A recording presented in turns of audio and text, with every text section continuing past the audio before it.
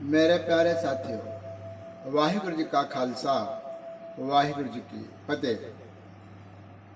धन धन साहेब श्री गुरु अर्जन देव जी महाराज, शहीदों के सरताज, शांति के मुजस्मे, बाणी के बोहित, सदगुरु सच्चे पातशाह महाराज की पावन बाणी श्री सुखमनी साहेब जी की लड़ीवार विचार चल रही है।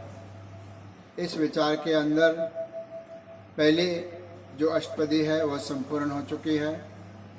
आज हम दूसरी अष्टपदी आरंभ करने जा रहे हैं। इस दूसरी अष्टपदी के अंदर सदगुरु सच्चे पातशाह महाराज हम कलयुगी जीवों को तारने के लिए क्या पावन उपदेश कर रहे हैं।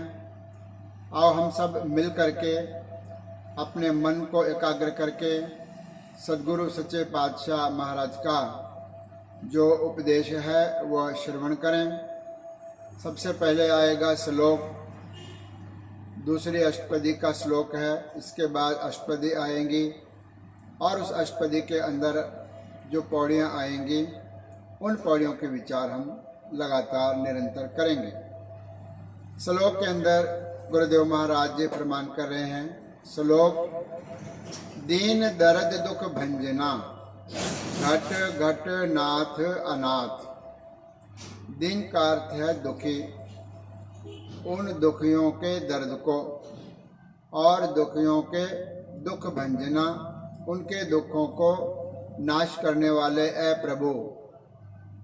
दीन ए प्रभु परमात्मा दीनों के दर्द को, दीनों के दुखों को, और जो दुखी है, आर्त है, उनके दुखों को भंजना, भंजन करने वाला परमात्मा, नाश करने वाला परमात्मा कैसा है।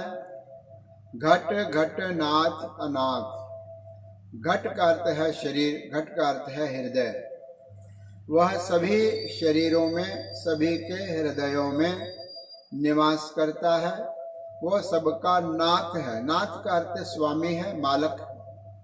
और अनाथ का अर्थ है जो अनाथ है उनका नाथ है, अनाथों का नाथ वह प्रभु परमात्मा जो दीनों की रक्षा करता है और दीनों के दुखों को दूर करता है। भंजना, तोड़ने वाला है, दुखों को दूर करने वाला है। फिर कहते हैं, शरण तुम्हारी आयो नानक के प्रभ साथ। मैं आपके शरण में आया हूँ। गुरुदेव जी कथन कर रहे हैं कि ऐ अकाल पुरख परमात्मा, जिसका स्वरूप ऐसा है जो अनाथों का नाथ है, वह अनाथ जिनको संसार में कोई पूछने वाला नहीं है, इस प्रकार के अनाथों का नाथ, स्वामी, मालक वह हरि परमात्मा है। ऐसे परमात्मा के शरण तुम्हारी आयो। तुम्हारी का जो उच्चारण है हा हा लगा करके होगा तुम्हारी। शरण तुम्हारी आयो नानक के प्रभ साथ। मैं आपके शरण में आया हूँ। इसका पहला अर्थ है कि नानक के प्रभ साथ। प्रभु आप नानक के साथ ही रहो, यह बेनती अरदास है। इसका दूसरा अर्थ है कि नानक के प्रभ साथ। गुरु अर्जन देव जी महाराज यह कथन कर रहे हैं। नानक अर्थात जो मेरे सदगुरु धन धन साहेब श्री गुरु रामदास जी महाराज, मैं उनके साथ में आपकी शरण में आया हूँ। प्रभ साथ, हे प्रभु, मैं अपने गुरु के, मैं अपने नानक के, चौथे पातशाह के शरण, उनके साथ में मैं आपके शरण में आया हूँ। अकाल पुरख परमात्मा से यह बेनती है और यह स्वयं पर वह घटा करके संसार को उपदेश कर रहे हैं, समाज को उपदेश कर रहे हैं कि उस अकाल पुरख परमात्मा से ऐसी विनंती करो, अरदास करो कि ऐ परमात्मा, दीनों के नाथ, दुखियों के नाथ, सबका दुख दूर करने वाले परमात्मा, मैं अपने गुरु की कृपा से, गुरु की आज्ञा से, गुरु की आराधना से आपके शरण में आया हूँ। मैं आपके शरण में हूँ, इसलिए आप मेरी रक्षा करो, आप मेरी इच्छाओं की पूर्ति करो।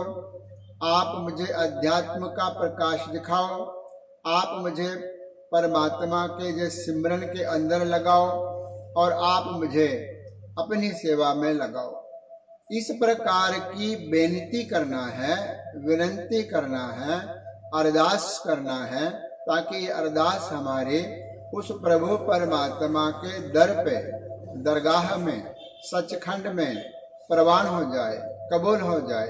यह एक श्लोक के विचार है। अष्टपदी आरंभ होगी, जिसके विचार हम परसों करेंगे। एक एक पौड़ी के विचार लगातार निरंतर चलते रहेंगे।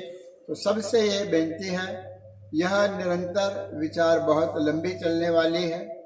इस चैनल को आप सब्सक्राइब करें, शेयर करें, अपने परिवार वालों को, अपने मित्रों को, रिश्तेदारों को यह पहुंचाएं, ताकि घर घर में हर गुरसिख के पास सुखमनी साहिब का जो पावन संदेश है, जो गुरु महाराज ने हमें बख्शिश किया है, वह संदेश घर घर तक पहुंच सके।